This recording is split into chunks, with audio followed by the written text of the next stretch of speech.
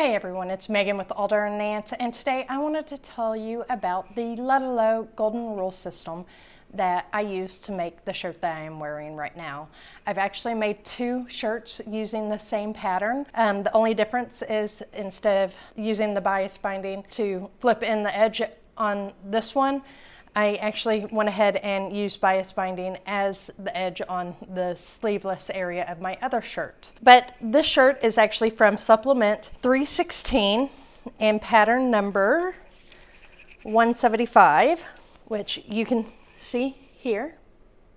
It is this red top right here, and I will be making the skirt here in the next couple of weeks also to go along with the shirt. Let's talk about some of the things that I had issues with and some of the things that I really enjoyed about making the shirt. First of all, I really need to learn a little bit better uses for my heavier weight fabrics. I should have used the fabric that I used on my first shirt that I made as a bottom, because it's more of a bottom weight shirt. As you can see here, saying this is just a little bit too stiff, and for this version I actually used a bed sheet that my husband brought home from his work that was no longer needed, and it was a king size bed sheet and extremely soft fabric. Now let's talk about the pattern making for the Lutterloh system. It's actually really easy. All you have to do is take your bust or your hip measurement, and this pattern actually calls for you to use both your hip and bust measurement. Both my hip and my bust measurement is the same. So it is 116 is my measurement. So you place your pin inside, and you'll actually see me creating the pattern here in just a second. But you'll place the pin in the crosshair on the pattern, and you just use that to use their special soft ruler. You use all of the little numbers that are on their miniaturized pattern, and you will go around it and mark all of the points based off of your hip or bust measurement. So here is the pattern making portion of this make.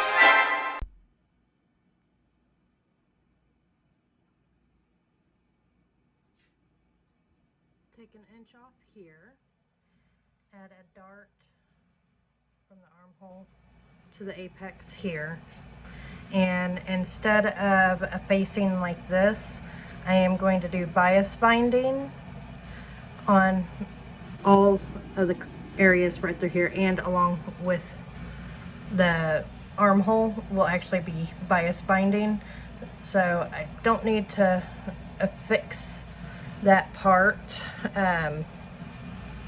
So yes, I add a dart here to bring in this extra, and for the placket right here, I'll go ahead and we'll have just a strip of the fabric that I'm going to be using for the shirt here, and then bias bind the edge of it after I've already put it on. The way I'll go ahead and do that is I will sew it down here and then flip it over, and we'll attach the edge here with the bias binding, so I don't have to sew this area twice. So I'll go ahead and remove the seam allowance from this side and just do the facing placket right here. I don't want the placket up through here. The neckline, since this will have a double layer of the yoke, I'll remove the top part of the seam allowance there to put the facing, or again, the seam allowance for the bias binding here, instead of flipping it over and doing the burrito method for the back of the yoke line. I like the idea of having a red shirt with the black binding. That way, instead of the red buttons I have that I only have a few of left, I have a lot of black buttons, and I'll have it buttoned down with the black buttons, black bias binding with a red shirt. Alright, I'll see you over at the cutting table to adjust my pattern.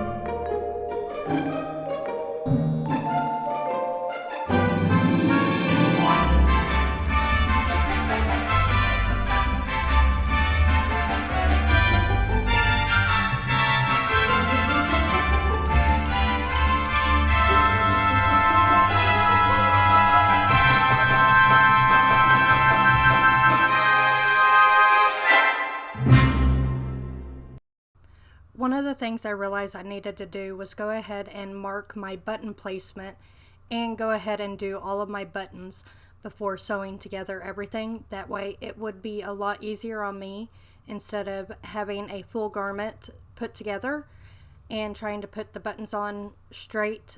Since I'm still really new at this, I went ahead and did it while it was still flat.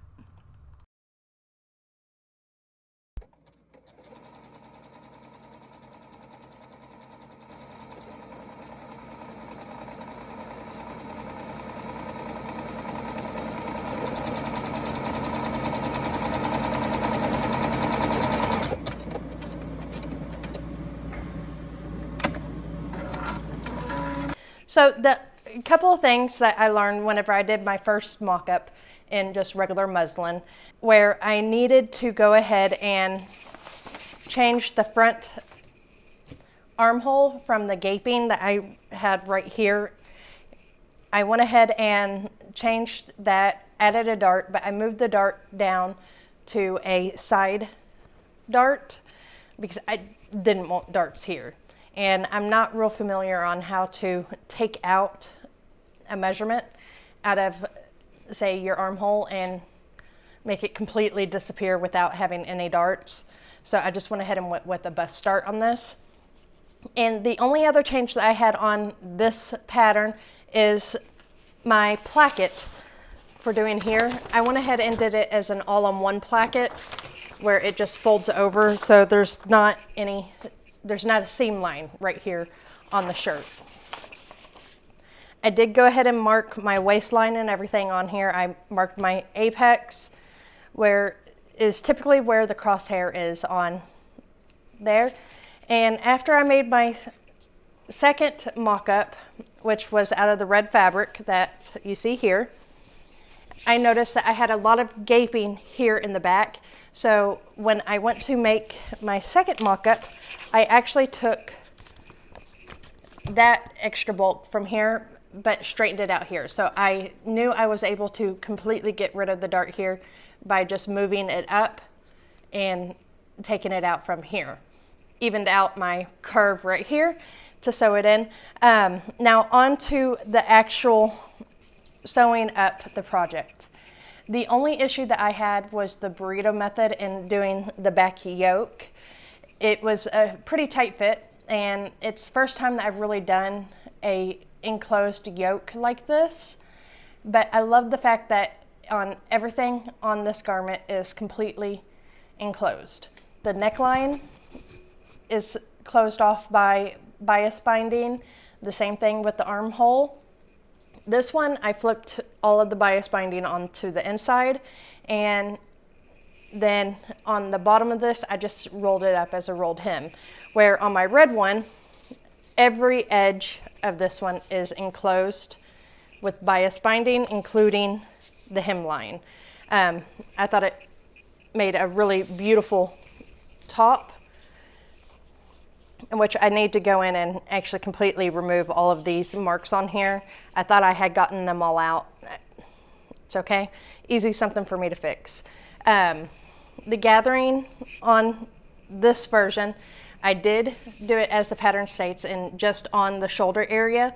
But on this version, which you'll see at the very conclusion of this video, you will see that I actually went ahead and spread the gathers all the way across the back.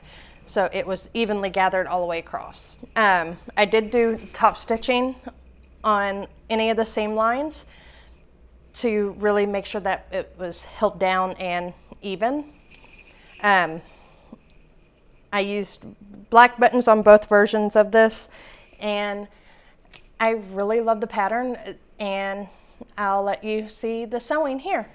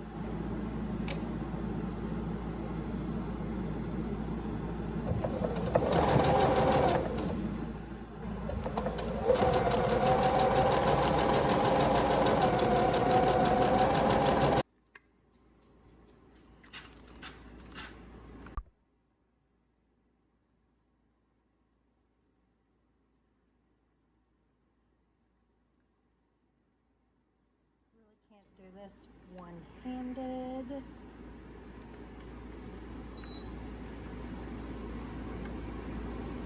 So, gonna go ahead and do this off camera, and I will be right back.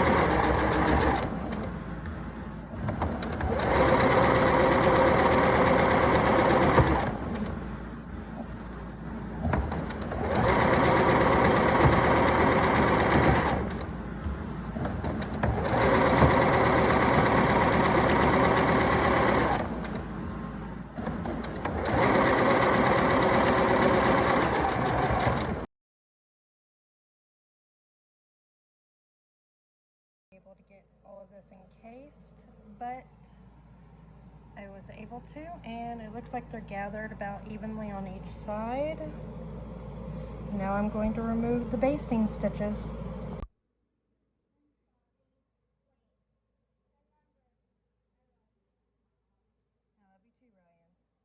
So I went ahead and did a French seam on this one so that it's completely clean on the inside, because I'm not going to be doing a facing on this one. I am going to be using bias binding, and all of the seams are encased in here from the shoulder area. So I don't want any raw seams even here. I actually encased everything in there, how you're supposed to, I guess. I don't know. But my dart's pressed really well. Now the pattern doesn't call for a dart, but like you saw me talk about earlier, I wanted some shaping here in the bust area because I was getting gaping here. I went ahead and moved the dart that I created here down to here. All right, I'll see you at the next step.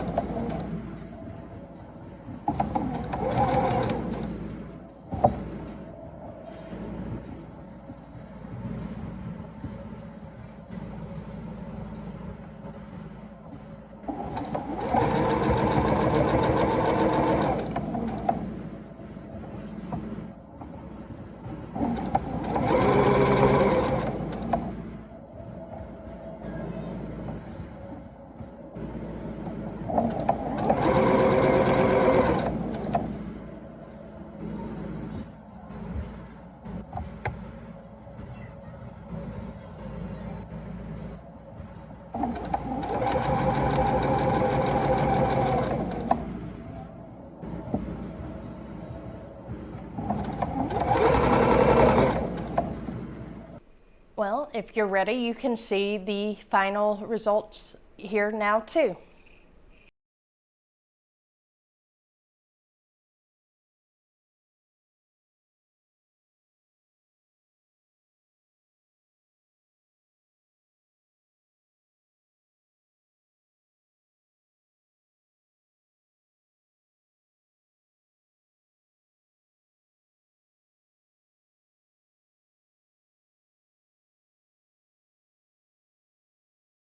Make sure you come back for next week's video. I'll be making the Phoenix bathing suit by Mood Fabrics for my oldest daughter Skylar, and I'm also going to be showing you the July crate from Thread Crate.